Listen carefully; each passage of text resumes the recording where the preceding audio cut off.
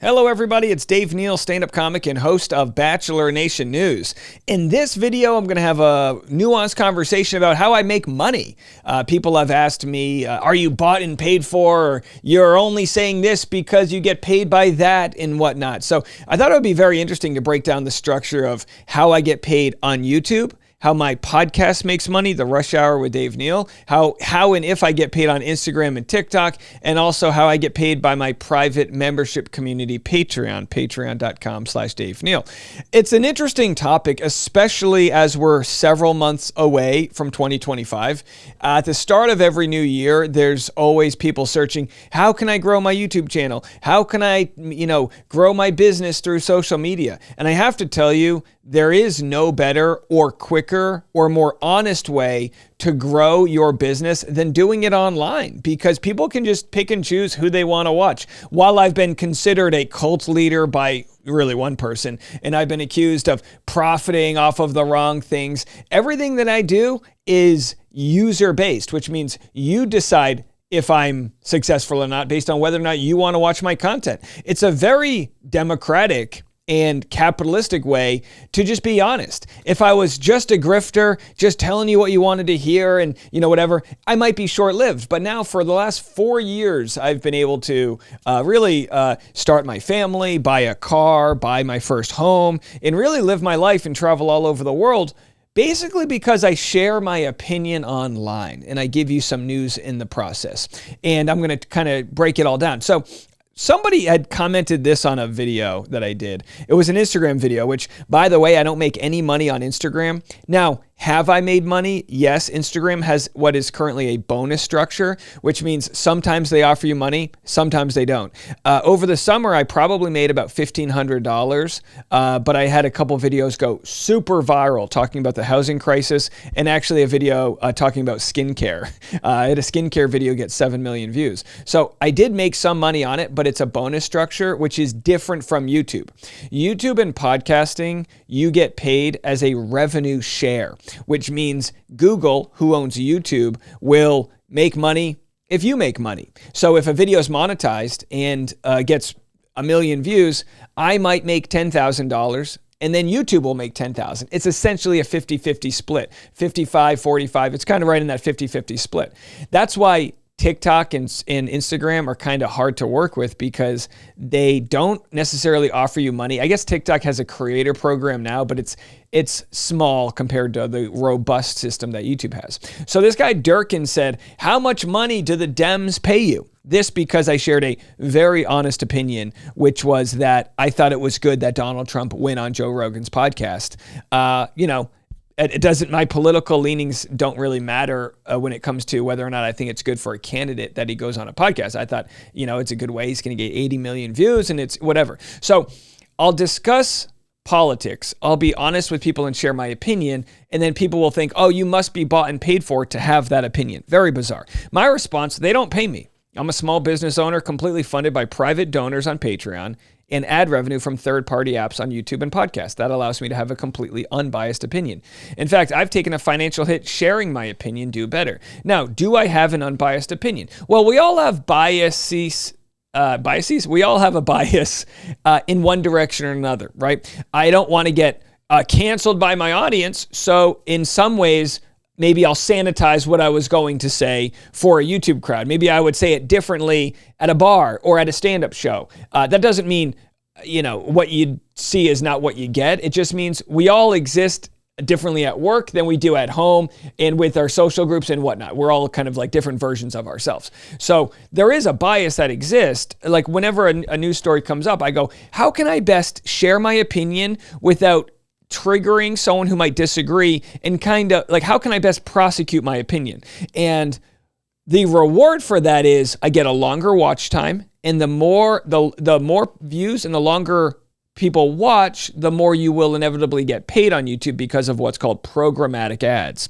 So again, this might be severely boring to some, but I find it to be extremely interesting because you might have a book that you want to get PR for. I reached out to a PR company, public relations, and they wanted me to. They charge $4,600 a month, and I thought, how interesting. $4,600 a month. PR might get me clicks in an article. But then again, on my own, I've gotten my podcast featured in Time Magazine, Us Weekly many times, Washington Post, and other rags, In Touch, and whatever these other rags are, right? And I didn't have to pay a penny for that. I just provided value, and then they shared that. But to be quite honest, it didn't really lead to many clicks. The way YouTube works is they promote from within their algorithm. So if you want to make it on YouTube, the best thing to do is try to find a niche that you're passionate about. Try to have a lot of information and entertainment, a combination of the two. And entertainment doesn't mean you have to be like, wow, hey, this is crazy, smash the like button. It just means what's the performance value that you bring that'll keep people watching your channel. You might find a random video online that's like a cat scaring a mom and she spills the milk all over her or whatever. And that video might have 50 million views, but then the person who uploaded it might only have 30 subscribers. Why? Because the transactionary value of a viral video doesn't always encourage people to continue watching. What I provide, whether it be through YouTube or podcasting, is a person to talk to at the proverbial bus stop. And by that I mean, you can come onto my channel and know I'm going to have something that I find interesting every single day. And that might be the most irreverent story about what Hannah Brown uses to design her living room, or it might be something breaking like Devin's past issues, on The Bachelor, whatever it may be. I have a barometer based on, is this interesting to me, and what is my audience going to think of that? Now, we've talked about politics, which has been wildly divisive to my audience, but I try my best to do it in a fair way, which is to say I've been very clear about who I've voted for. I've already voted in this election. I voted up and down the Democratic ticket. Now, doesn't necessarily mean I'm a Democrat. I like to think of myself more as an independent, but most of the policies that I align with are represented by that party. So with that said, people have a hard time believing that I'm not some shill. So I thought, well, why not just make this video and break it all down for you? Now, what is a programmatic ad? That's what pays me on YouTube. So real quickly, if you want to make money on YouTube, it's so simple. You need to find a way to get people to watch your content. And by that, I mean organically, not paying to get added views or getting featured in other, like inside the app. How do you make it? And it's real simple. Will people click on your video at what percentage, and how long will they watch? That's called watch time and the click-through rate, QTR, click-through rate. So when you see one of my thumbnails, at what percentage will people click? If I have a viral story, it might be 50%. If I have a story that's like, no one really cares, it might be 5%. YouTube's not going to be promoting a 5% click-through rate. So find a way to get people to click. But if you're just clickbait, if you're just nonsense clickbait and you don't deliver in that video, you won't have the retention. So it's a way to make sure that the creator is operating with the best intention. And I know I go to bed at night knowing that I'm going to share a title and a thumbnail that most accurately describes what I'm about to talk about. And it might be sensationalized to an aspect, but it's not like, here's how Tom Brady's dead, and then in the video it's like, hey, and it has, you know what I mean? He's not dead. So the point is, that's true clickbait when your topic is completely out of control. Now, if I say so and so files a lengthy appeal, and you go, that's clickbait. So and so only filed a notice of appeal. I go, well, that's hogwash. The audience knew what I was talking about, right? So programmatic advertising means I don't deal directly with the advertiser. I don't have a biases because I don't even know who's advertising. So just real quick, I wanted to share this slide with you guys. Data collection. Programmatic systems collect data on audience demographics, interests, and behavior, which means if you get an ad on this video, it's targeted to you and to things you've clicked on. I've had people say, oh my gosh, I'm getting all these weird political ads from you, Dave. I go, that's just what the algorithm decided you needed to see. So it really does take the sort of, it takes some of the management off of the creator to have to worry about how they're sourcing these ads. It's ethically a really good thing. Campaign planning. Advertisers use the data to plan and target their campaign, specifying their target audience and desired outcomes. When a user, you, visits a website, me, the programmatic system identifies available ad space, then holds an auction to determine which advertiser will show their ad to that specific user. All right, so I'll end it there. But what that means is there are certain times of the years where you might go, Dave, I'm getting more ads than normal. Well, that's because it's Christmas or Black Friday, the day after Thanksgiving. And that's when everyone wants to throw money to try to make, make a lot of money at the end of the quarter, at the end of the year. At the beginning of every quarter, January, April, July, October, ad rates are lower because a lot of people are saving their ad spending to the end. It's kind of very scientific, but you can see the fluctuating. Like this month, I'm making 10% less on my podcast than last month.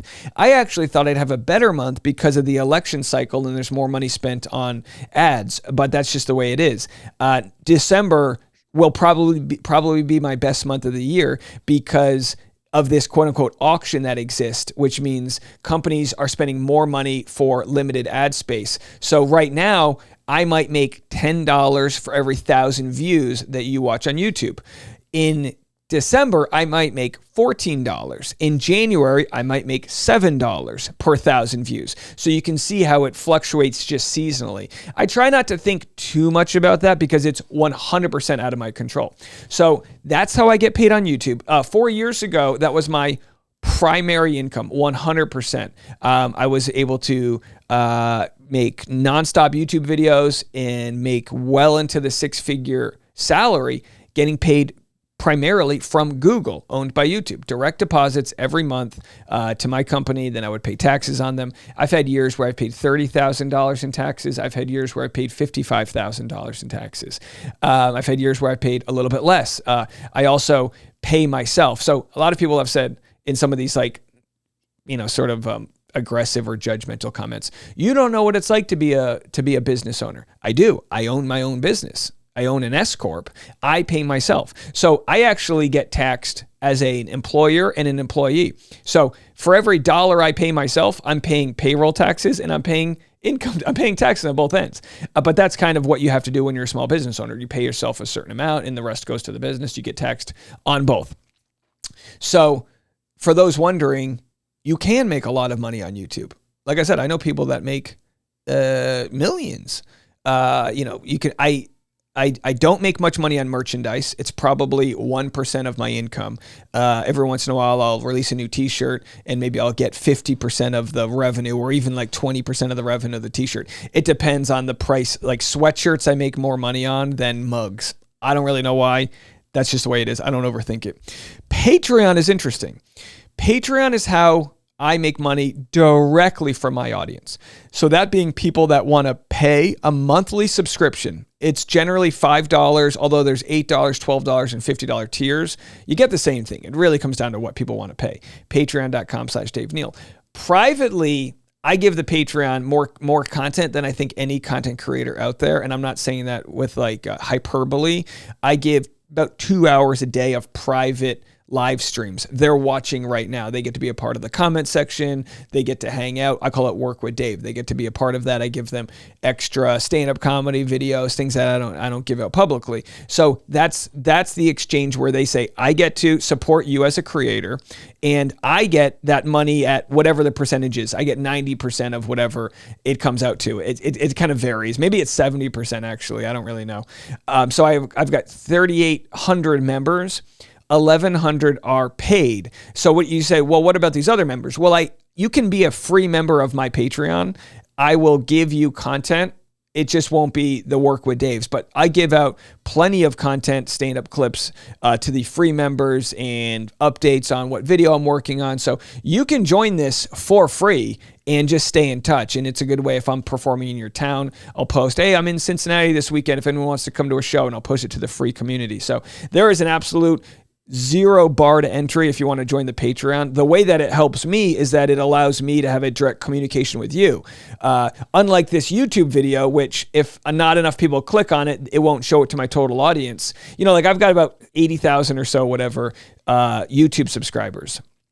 If the click-through rate is below 20%, YouTube will not show it to anyone outside of my core audience. So you might say, Dave, I haven't been getting your videos. I understand. You have to actively search for my content sometimes. But if you sign up for the Patreon, even the free level, if I have something I really want to share with everybody, I can directly share it there and it'll go right to your inbox. So that's why I always recommend the Patreon.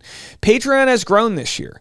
It's been anywhere from $2,000 a month to $8,000 a month. Right now, it hovers closer to $5,000 a month. These are people that have signed up that support me and support my business. And I use that money, of course. I'm now, my family now, my wife doesn't work. She had a baby. We had a baby. And, it's a way to directly support me in a way that the algorithm can't. Because these people are with me. They're super loyal. A lot of them have been with me for years. And again, it's an exchange. It's a marketplace. They get the $5 a month. Either they watch my content and they get their money's worth, or they don't even watch my content. They just want to support the channel. That's a beautiful way to support. And I wanted to share actually something that was said by Breaking Points here about why they don't take money from in-ad sponsors. So on my podcast, I do make about 10% of my podcast revenue from ad reads, that being an edible company, a butt wipe company, whatever it is. Although I don't think I've ever had ad reads. Oh, I have had an ad read from a pharmaceutical company. It was a company that made Ozempic, and I don't even remember their name. I'm not above taking that money. It is a small percentage of my money. And because I'm not a news organization, like you would see Breaking Points, I mean, do I consider myself a journalist? In certain respect, yes. When I'm covering cases where I'm the one breaking the news, then I'm a journalist. When I'm giving commentary, I'm a commentator. It kind of goes. But I've never taken money from a company that had a direct interest in the content I was talking about. So I never took money from, say, Ravgen, a company that is a DNA testing company, and then made a video about Ravgen. I've only taken money from meal prep companies and things that have no direct correlation to any of the things I'm talking about. But listen here to Breaking Points, which, by the way, if you only watch mainstream media, I think it's good to hear from people who are actually sharing their opinion. I personally don't like Sagar's opinion. I think he's kind of become a hothead. But Crystal, I align more with on the left here, and not every opinion, but a good amount. But they're sharing their opinion because they're not bought and paid for by big pharma, big, lobbyist groups. Here's what they had to say. And in some ways, I think the incentives are actually worse in the new media landscape than in the old media landscape. Because number one, there's so much more audience capture because it's so much more direct, like whether or not that video clicks or not, whether or not you lose premium subscribers or not, like that's your whole thing. Not to mention, if you even think about the corporate part of it, zooming out from the political lens, like at least in traditional media, there's a alleged firewall between the people who are selling ads and the hosts who are on air and the journalists who are doing the work. Like in new media, there's none of that buffer, which is why we've decided not to do any direct ad reads, never to interface with a corporate sponsor, because we don't want even the appearance of a conflict of interest. Now, if you're a comedian, in general, there's no reason for you to worry about that as much. It's a different ethical quandary. But if you're going to be the only game in town in terms of interviewing our would-be presidential candidates, then that creates a very different ethical landscape. So they're talking about the ethics of interviewing presidents and the biases that might exist based on your audience. So with Joe Rogan interviewing Donald Trump, something like 65% of Joe Rogan's audience is already voting for Trump. And so then Joe Rogan would have a bias to not grill him on hard questions. Whether he does or not, that could exist. So again, it's a little bit of a side topic here, but what they mention about not taking money from big donors, the mainstream media world, whether it be MSNBC, CNN, or Fox News, both sides of the aisle take so much money from big pharma that they can't possibly criticize big pharma because it's the hand that feeds them.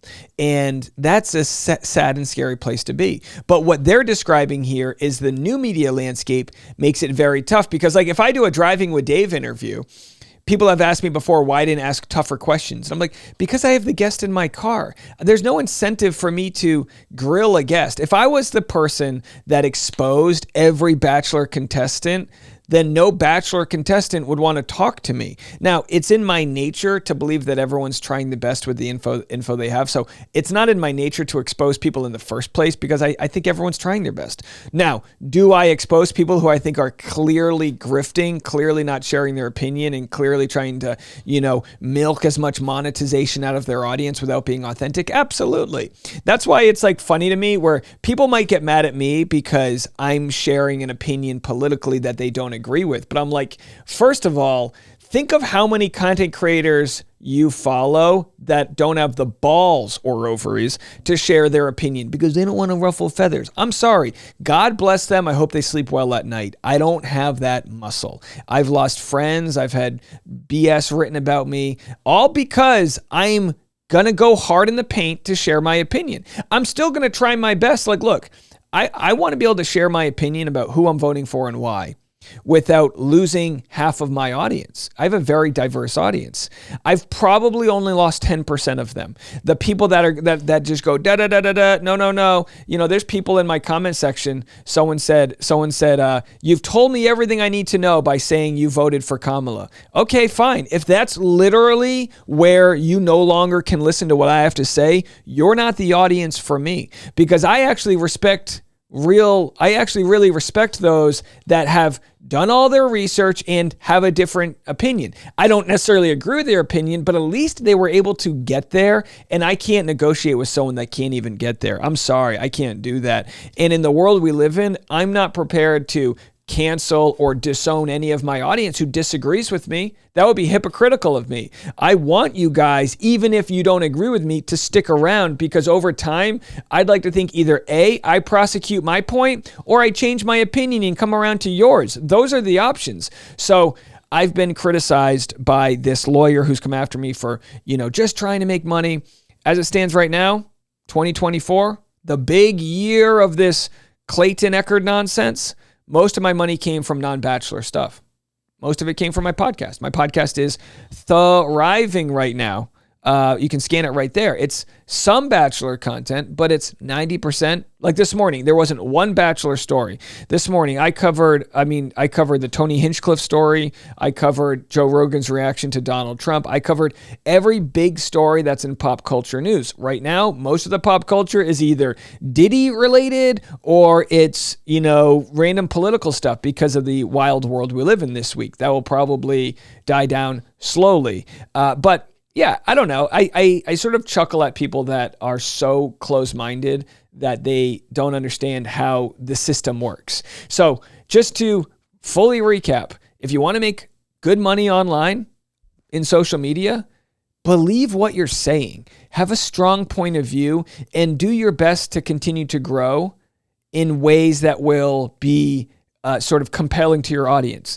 I can't change my voice. I could take vocal lessons, but I am who I am. If people say, I don't like them because I say, okay, well, at this point, I am who I am. I can do a better job of prosecuting my point. I can do a better job of providing whatever hygiene, whether it's physical or emotional, to make sure I try to say like less or try to get rid of the tics that might annoy people. But in the end, I am who I am. I got to sleep with that at night.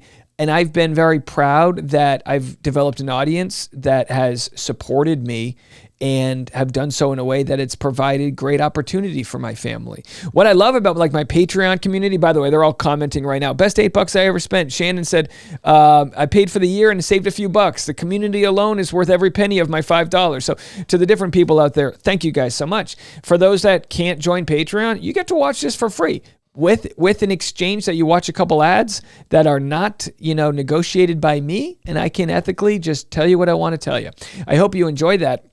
Again, and I mean this, I could offer you guys a lot of information with regards to growing your business or whatever you want to do with social media. I'm not selling you a dang thing, but if you subscribe to my podcast, I will be giving you for free any information you have questions about with regards to growing your business. Just leave a voicemail. It's a new voicemail line, 401-558-7841, 401-558-7841, and ask me anything. And I'll if it's a valuable enough question, I'll try to answer it. I've had people ask me, how do I grow my YouTube channel? Well, try to be a little bit more specific than that. What's your voice? What's your passion? What do you want to get into? And I'd be happy to help you, because I do believe there's enough abundance for all of us in this idea that, oh, you must be paid for by so-and-so, or you must be best friends with Clayton, so that's why you do what you do, or, you don't care, all of those things that toddlers would say because you disagree with their opinion. I hope that what I just described right here better explains what I do. All right, leave a comment, join the voicemail line, or join the Patreon, and I'll talk to you later.